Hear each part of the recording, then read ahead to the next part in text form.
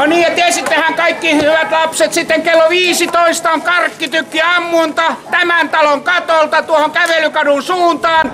Muistakaa, että siellä yhdessä karamellissa on sitten timanttisormus, älkää jättäkö yhtään karamellia maahan. Eikös niin, sovitaanko näin? Kuuluuko, kuuntele? Hyvä, hyvä. Tehdään se lämpöhyppyjä vähän aikaa, hypitään ylös ja alas hetken aikaa, että jaksetaan täällä ladata tykkiä kovaa piikkiä, koska se saadaan käytetään polttomoottorin näytteinen ainut Suomessa. Lähtenyt myös 80 kilometriä tunnissa, toivottavasti kaikille riittää, jos ei riitä, niin sisältö saa lisää.